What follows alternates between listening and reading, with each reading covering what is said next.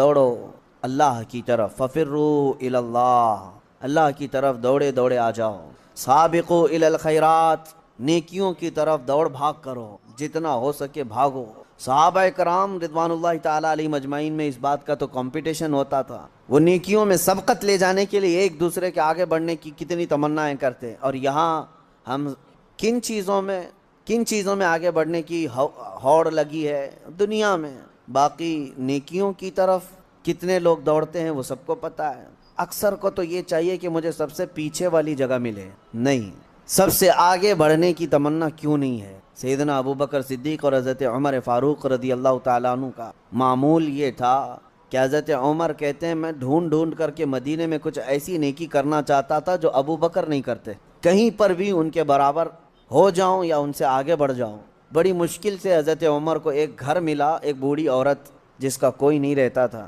حضرت عمر نے طے کر لیا کہ اس کے بیوہ عورت ہے، اس کے گھر کا سارا کام میں کر دوں گا، کسی کو پتہ بھی نہ چلے، نیکی کا کام ہے۔ وہ فجر میں نماز کے بعد جا کر دیکھے تو اس عورت کا سارا گھر کا کام پہلے سے کیا ہوا ہے، جبکہ وہ بستر سے اٹھ نہیں پاتی، اس کے گھر کے برتن، اس کا بستر، سب کچھ صاف ستھرا ہے۔ دوسرے دن آ کر دیکھے وہی حال تھا۔ حضرت عمر کہتے ہیں تیسرے دن میں اذان فجر سے پہلے ہی چھپ کر دیکھنا شروع کیا کہ آخر اس کے گھر کا کام کرتا کون ہے۔ کہا ایک چادر اوڑے ہوئے ایک شخص آیا، گھر میں داخل ہوا، جھاڑو لیا، جھاڑنے لگا، سارے چیزیں ڈھنگ سے رکھنے لگا، اذان ہونے لگی، وہ اس عورت کے گھر سے باہر نکلنے لگا۔ حضرت عمر کہتے ہیں میں قریب جا کر چادر ہٹایا تو ابو بکر صدیق تھا۔ پھر کہا ایک یہ مثال، حضرت عمر کہتے ہیں میں کبھی آگے بڑھ ہی نہیں سکتا، میں جہاں کوشش کرتا ہوں اس سے پہلے حضرت ابو بکر پہنچے ہوئے ہوتے۔ جب آپ کی خلافت کا وقت تھا تب آپ نے اعلان کیا، حضرت عمر فاروق نے، کوئی ایسی نیکی جو ابو بکر کرتے تھے اور میں نہیں کر رہا ہوں تو لوگوں مجھے بتا دو تاکہ میں برابر ہو جاؤں۔ کسی ایک صاحب نے کھڑے ہو کر کہا حضرت ابو بکر جب خلافت کرتے تھے ان کے زمانے میں وہ سب کے حقوق ادا کرتے، لیکن روزانہ وہ دوپہر کے وقت اپنے ہاتھ میں توشادان لے کر جنگل کی طرف جاتے اور پتہ نہیں کسی کمزور یا کوئی معذور یا محتاج کو کھلا کر آتے، لیکن ہمیں یہ نہیں معلوم کس کو کھلاتے تھے۔ یہ حضرت ابو بکر کا معمول تھا۔ حضرت عمر نے کہا یہ تو مجھے بھی نہیں معلوم تھا، میں کل سے ہی یہ کام شروع کرتا ہوں۔ دوسرے دن حضرت عمر نے اپنے گھر سے توشادان لیا، روٹی سالن، اور لے کر اسی جنگل کی طرف چل پڑے۔ وہاں کس کو کھلاتے تھے کیا پتہ، دن بھر ڈھونڈتے رہے، کوئی ملے، کوئی نہیں ملا۔ شام کا وقت قریب آ رہا تھا، ایک پہاڑ کی چوٹی میں ایک غار سے کسی کے ذکر کرنے کی آواز آ رہی۔ حضرت عمر اس آواز کی طرف لپک گئے، دوڑ کر جا کر دیکھا کہ کوئی ہے یہاں پر مجبور۔ اللہ اکبر، جیسی غار کے اندر نظر پڑی تو دیکھا ایک ایسا شخص بیٹھا ہوا ہے جس کے ہاتھ بھی کٹے ہیں، پیر بھی کٹے ہیں، اور آنکھوں سے بھی بینا نہیں ہے، اندھا ہے، نابینا ہے۔ اتنی معذوری کے عالم میں اگر کوئی بیٹھا ہوا ہے اور غار میں، تو حضرت عمر کہتے ہیں مجھے تو یقین ہو گیا کہ یہی وہ بندہ ہے جس کو حضرت ابو بکر کھلایا کر، اس کا کھانا وقت کا خلیفہ کھلایا کرتا تھا۔ حضرت عمر کہتے ہیں میں گیا، چپکے سے جا کر بیٹھ گیا، میں نے آواز بھی نہیں کی تاکہ اس اندھے شخص کو یہ معلوم بھی نہ ہو کہ کون کھلانے آیا ہے۔ آپ نے روٹی توڑ کر سالن میں بھگوئی اور اس اندھے کو منہ میں روٹی رکھی۔ جیسے ہی اس کے منہ میں روٹی کا ٹکڑا گیا وہ چیخ کر کہتا ہے آنے والے، کیا ابو بکر کا انتقال ہو گیا؟ کون آیا ہے آج کھلانے کے لیے؟ حضرت عمر کہتے ہیں تو اندھا ہے، نابینا ہے، تجھے کیسے خبر کہ آنے والا ابو بکر نہیں ہے؟ وہ کہتا ہے اس لیے کہ ابو بکر کو پتا تھا میرے منہ میں دانت نہیں ہے، وہ اپنے منہ سے چبا کر میرے منہ میں روٹی ڈالتے۔ آج تو نے پوری روٹی اٹھا کر ڈالی تو مجھے سمجھ میں آ گیا کہ آنے والا ابو بکر نہیں ہے، کوئی اور آیا ہے۔ حضرت عمر کی آنکھوں سے آنسو آئے، باہر نکل کر کہتے ہیں قسم رب ذوالجلال کی ہے ابو بکر، آپ سے ایک قدم بھی میں آگے نہیں بڑھ سکتا۔ لیکن تھی تو دوڑ، سابقوا الی الخیرات، جس کو اللہ نے فرمایا، یعنی نیکیوں کی طرف بھاگو، دوڑو۔ آپ کے اندر یہ مقابلہ آرائی اگر آ جائے، جس کو ہیلتھی کمپٹیشن کہا جاتا ہے، اس میں حسد نہیں ہے، اور اگر اس میں حسد بھی ہو تو نیکیوں میں ہے۔ رشک جس کو کہتے ہیں، جس کو فرمایا گیا حسد ایک جگہ جائز ہے، وہ علم ہے، یعنی اس کو اتنا علم ہے تو میں اور علم حاصل کروں۔ اگر کوئی 2 رکعت نماز پڑھ رہا ہے تو آپ کے اندر اس بات کی تمنا جاگنی چاہیے میں 4 پڑھوں۔ نیکیوں میں دوڑ لگاؤ۔ اور آپ کو پتہ ہے صدقہ دکھا کر دینا افضل ہے کہ چھپا کر دینا افضل؟ سب کو پتہ ہے چھپا کر دینا افضل ہے، نہیں، لیکن زکوٰۃ دکھا کر دینا افضل ہے۔ زکوٰۃ کو چھپا کر نہیں، دکھا کر دینا افضل ہے۔ کیوں؟ تم جتنا بانٹ رہے ہو دوسروں کو بھی ترغیب ہو، اس سے زیادہ وہ خیرات کرے۔ اس لیے نہیں کہ اپنے دیالو ہونے کا ذکر کرے کہ میں بہت زیادہ دانی ہوں، میں بہت زیادہ لوگوں پر لٹانے والا ہوں، فیاض ہوں، سخی، اس نیت سے نہیں، بلکہ اگر 500 کی نوٹ نکال کر کے دیا تو ادھر ادھر جو لوگ بیٹھے ہیں ان کے دلوں میں یہ شوق پیدا ہو کہ میں 1000 دوں، کیونکہ انسان کی فطرت ہے، وہ مقابلہ کرتا ہے، اور ایسے میں مقابلہ کرے تو بہت اچھی چیز ہے، یہ کمپٹیشن اچھا ہے۔ اور میں اسی بات کی ترغیب دیتا ہوں نوجوانوں کو بھی کہ آپ خود دوسروں کے متعلق بہت ساری چیزیں پوچھتے رہتے ہیں، بہت ساری چیزیں پوچھتے ہیں، کتنا کماتے ہو، نوکری کون سی ہے، کون سی کمپنی ہے، سیلری کتنی، پیکج کتنا، یہ سب سوالات ہیں۔ اور جب وہ جواب دیتا ہے میری کمپنی فلاں ہے، تنخواہ میری 50 سے 70 ہزار کی، اور پھر سہولیات کیا ہیں، گاڑی آتی ہے، لے جاتی ہے، چھوڑتی ہے، یہ سب سنتے ہو، پھر دل میں یہ تمنائیں جاگنے لگتی ہیں، میری تو 1 لاکھ ہونا چاہیے، میری کمپنی اس سے بڑی ہونی چاہیے، مجھے بھی ایسی سہولیات ہونی چاہیے۔ یہ جو تمنا تمہارے دل کے اندر آئی، تمہارے پوچھنے پاچھنے کی وجہ سے ہی آئی۔ لیکن مجھے بتاؤ، کیا اپنے دوستوں میں کسی سے کبھی یہ سوال کیا کتنے ختم قرآن ہوئے؟ سال بھر میں کوئی جمعرات پیر کا روزہ رکھتے ہو؟ نہیں پوچھتے آپ، نہ آپ اس کی تلاوت قرآن کو پوچھتے ہو، نہ آپ اس کے روزوں کو پوچھتے ہو، نہ آپ اس کی نمازوں کے متعلق۔ میرے عزیزو، یہ بھی پوچھتے، اگر وہ بندہ عبادتوں میں آگے ہے تو تمہارے دل میں بھی یہ تمنا آ جاتی کہ کاش میں بھی اس کی طرح سے اور آگے بڑھ جاؤں۔ میں یہ باتیں صرف اس لیے کہہ رہا ہوں کہ رمضان المبارکہ میں آپ سب کا یہی کمپٹیشن ہو جائے تو ہر ایک کا رمضان بہتر سے بہترین ہوگا، بہتر نہیں بلکہ بہترین ہوگا، بہترین ہوگا۔ عزیزان گرامی وقار، مجھے یاد ہے بچپن میں جب چھوٹے تھے تو رمضان میں روزانہ اسکول جانے کے بعد یہی چیزیں ہوتی تھی، تیرے کتنے روزے ہوئے، تیرے کتنے روزے ہوئے، ہر ایک کے روزے ہی ایک دوسرے کو پوچھتے رہتے۔ لیکن آپ، ہو سکتا ہے آپ کے ساتھ بھی ایسا ہوتا رہا ہوگا، سارے دوست جیسے 10 رمضان آ گئے، 15 رمضان آ گئے، ہر ایک کو پوچھتے رہتے ہیں کتنے ہوئے، کتنے ہوئے، کسی کے 7 ہوئے، کسی کے 10 ہوئے، کسی کے 12 ہوئے، اور کوئی کہتا ہے پورے ہوئے ہیں، اب تک کے پورے ہوئے ہیں۔ ہم بھی اس وقت سنتے تھے، ایک دوسرے سے بات کرتے تھے، لیکن اس وقت ایک دوڑ رہتی، اور گھر میں آ کر جھگڑا بھی کرتے، فلاں کے تو 10 ہو گئے، مجھے سحری میں ضرور اٹھانا، نہیں تو میں اس کے پیچھے پڑ جاؤں گا، میں اس کا پیچھے ہو جاؤں گا۔ تو یہ دوڑ کہاں سے آئی؟ یا آپسی ماحول سے ہی آئی۔ یہی انوائرمنٹ ہم چاہتے ہیں کہ نیکیوں میں سبقت لے جانے کا انوائرمنٹ ہو جائے، ماحول ایسا ہو، دوڑ لگے، صرف رمضان میں نہیں، تلاوت قرآن میں بھی۔ میں آپ کو بتاؤں، آج تقریباً 6 سال سے زیادہ کا عرصہ ہو گیا ہوگا ہماری ذکر کی محفل کو۔ اس سے قبل مدینہ جامع مسجد میں بھی ذکر کی محفلیں ہوتی رہیں، اس کے بعد پھر یہاں پر ایک ایسے بندے کو میں جانتا ہوں، ان پچھلے 6 سالوں سے لے کر آج تک ذکر کی ایک محفل بھی اس کی ناغہ نہیں ہوئی۔ اب تک جتنی محفلوں میں میں حاضر رہا، اتنی محفلوں میں وہ بھی حاضر ہے۔ یہ اس لیے میں عرض کر رہا ہوں کہ لوگ اپنے اپنے ریکارڈ بنانا چاہتے ہیں، کاش ان معاملات میں بھی کوئی ریکارڈ مینٹین کرے کہ میری یہ چیز مس نہیں ہونی چاہیے، میری یہ چیز برابر ہونی چاہیے، تو اس میں آپ کو اس قدر بلندیاں ہوں گی، جو صحابہ کا ماحول تھا وہ قائم ہو جائے گا۔ صحابہ کے درمیان یہی ماحول تھا۔ حدیث پاک میں ملتا ہے، صحابہ کرام مسجد نبوی میں جمعہ کی نماز کے لیے جو آتے، پہلی صف کا ثواب ہے نا، حضور پاک صلی اللہ تعالیٰ علیہ وسلم نے صرف ایک بار یہ ارشاد فرمایا کہ اگر میں تمہیں بتا دوں کہ پہلی صف میں نماز پڑھنے کا ثواب کیا ہے، تو اس پہلی صف میں آنے کے لیے تم سب آپس میں تلوار بازیاں کرنے لگ جاؤ گے، جنگ ہو جائے گی تمہارے درمیان۔ تو حضور پاک صلی اللہ علیہ وسلم نے اتنا فرمایا تھا، لیکن تلواریں تو نہیں نکلتی تھی صحابہ کی۔ لیکن جمعہ کی نماز کے لیے جو صحابہ مسجد نبوی میں آتے تھے، جانتے ہیں وہ کب آتے؟ فجر کی نماز میں آ جاتے۔ جو فجر کی نماز میں حاضر ہوا اسے جمعہ کی نماز پہلی صف میں ملی۔ تو یہ دوڑ تھی۔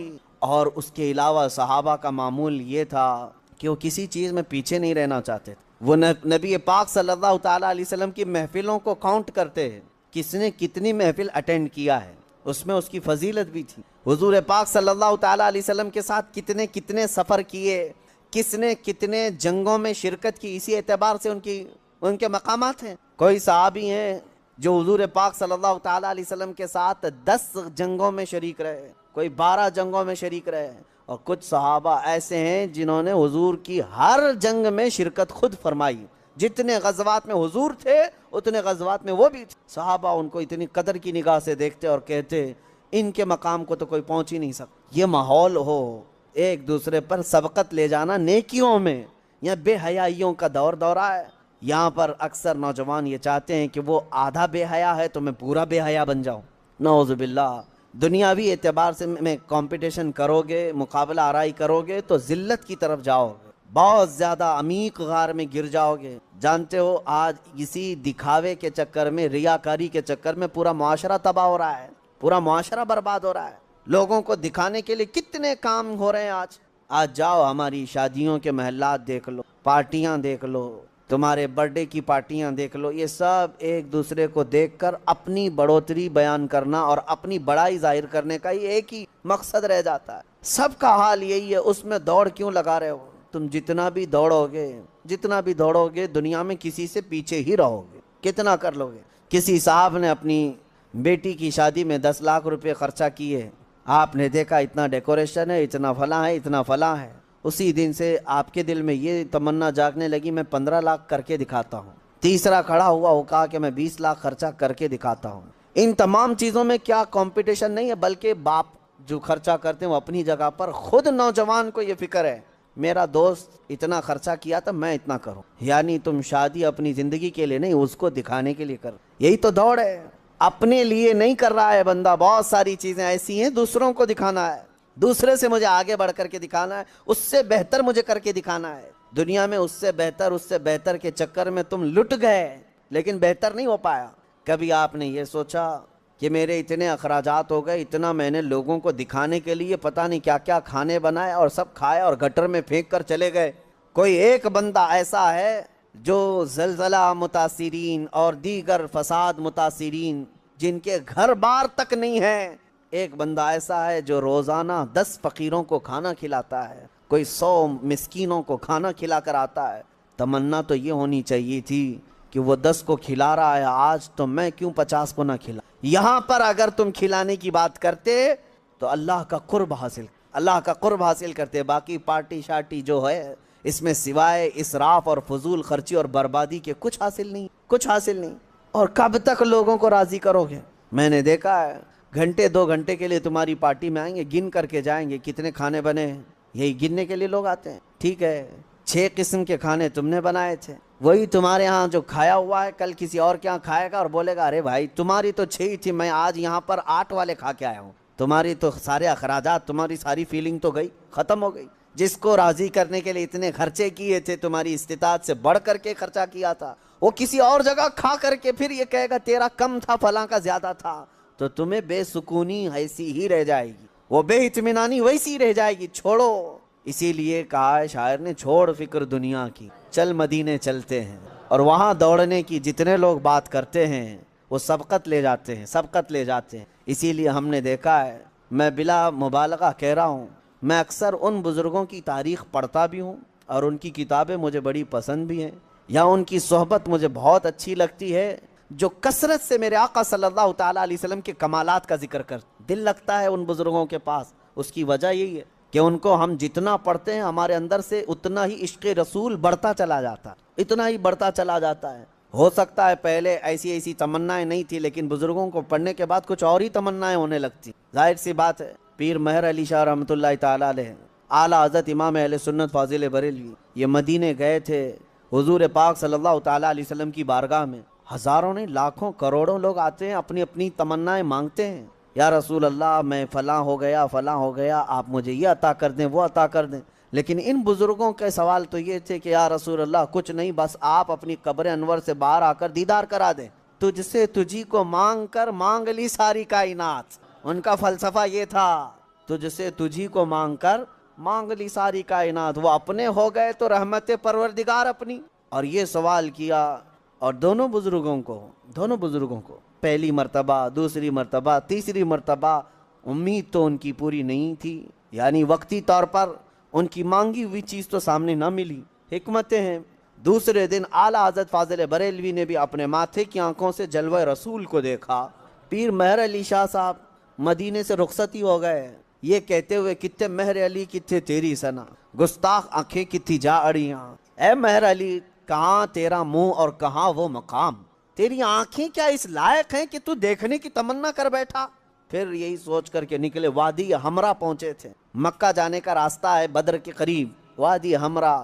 عصر کی نماز سے فارغ ہوئے تھے، دیوار کے پاس میرے مصطفیٰ کا دیدار ہو، پرانی دیوار کے پاس کھڑے نبی پاک صلی اللہ تعالیٰ علیہ وسلم اپنے کمالات اپنے جلووں کے ساتھ تشریف لائے۔ اب میں آپ کو یہ بات عرض کر رہا ہوں، کیوں میں نے یہ ذکر کیا؟ ہم نے اعلیٰ حضرت کو بھی پڑھا، پیر مہر علی شاہ صاحب کو بھی پڑھا، ہم ویسے بھی عمروں پر جاتے رہے، حج پر جاتے رہے، لیکن اب جب جاتے ہیں تو یہی تمنا ہوتی ہے کہ آقا جب انہیں دے سکتے ہیں تو ہمیں کیوں نہیں دے سکتے؟ یا رسول اللہ، آپ کے متعلق تو ہمیں اتنا ہی معلوم ہے، ایک میرا ہی رحمت میں دعویٰ نہیں، اور ہمارا حال اگرچہ ان بزرگوں کے برابر کا نہیں ہے، وہ پہنچے ہوئے عاشقان رسول ہیں، کمالات ہیں، ان کی عبادات ہیں، سب کچھ اپنی جگہ پر ہے، لیکن اتنی بات تو پکی ہے، رسول گنہگاروں کے بھی تو ہیں، امتی تو ہم بھی ان کے ہیں۔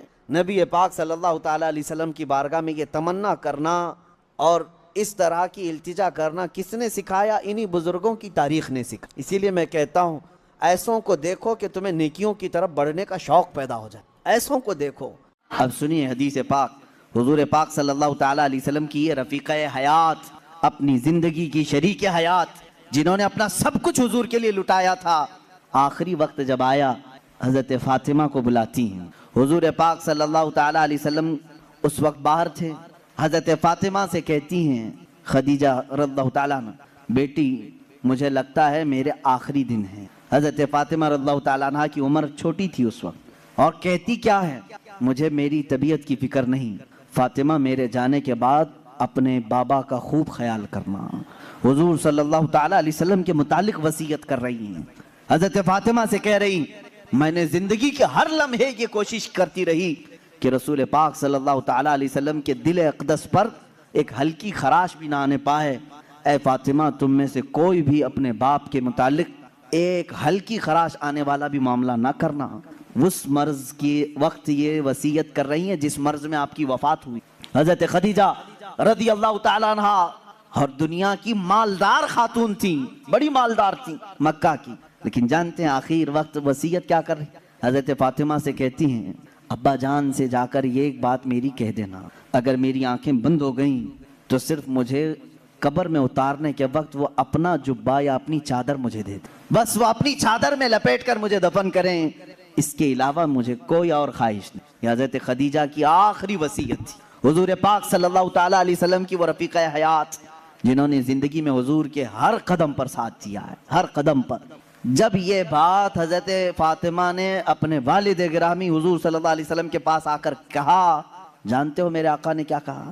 حضرت خدیجہ رضی اللہ تعالیٰ عنہ کی وفات ہو چکی تھی اور ان کو دفن کیا گیا حضور کی چادر مبارک میں۔ حضور صلی اللہ علیہ وسلم نے خود اپنے ہاتھوں سے ان کو قبر میں اتارا، جنت المعلا مکہ کے قبرستان میں وہ آج بھی آرام فرمائے۔ حضرت فاطمہ نے کہا ابا اماں کی صرف یہ خواہش تھی، انہوں نے مجھ سے کہا تھا فاطمہ بابا سے کہہ دینا میرے آخری وقت اپنی چادر دے کر مجھے دفن کریں۔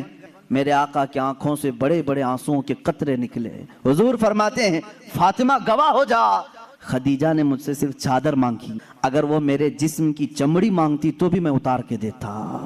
اللہ کے رسول صلی اللہ علیہ وسلم نے فرمایا اگر میرا جلد وہ مانگتی، اگر میرے جسم سے وہ میری جلد مانگتی وہ بھی میں اسے اتار کر دیتا۔ حضور پاک صلی اللہ علیہ وسلم کی بے انتہا محبت تھی اس رفیق حیات کے ساتھ، حتیٰ کہ جس سال حضرت خدیجہ کی وفات ہوئی وہ پورے سال کا نام حضور نے عام الحزن رکھا، یہ غموں کا سال ہے۔ میرے آقا صلی اللہ علیہ وسلم بہت غمگین تھے آپ کی وفات پر۔ ایک لائف پارٹنر دنیا سے چلا جائے تو میرے عزیزو واقعی دل کا صدمہ ہے۔ یہ لوگ تو یہ سمجھتے ہیں بیوی کھیلنے کا نام ہے، بیوی صرف اور صرف مزے لینے کا نام ہے، ایک مشین کا نام ہے، اپنے گھروں کے کام کاج کرانے والی باندیوں کا نام ہے۔ ایسا نہیں ہے، بلکہ تمہارا اور اس کا جسم جب ملتا ہے تو یوں سمجھ لو اب جسم دو ہوں گے لیکن جان ایک ہو جاتی ہے، اور وہی حقیقی زندگی ہے۔ جن کی زندگیوں میں اس طرح کی محبت نہیں وہ جہنم بن جاتی ہے دنیا میں۔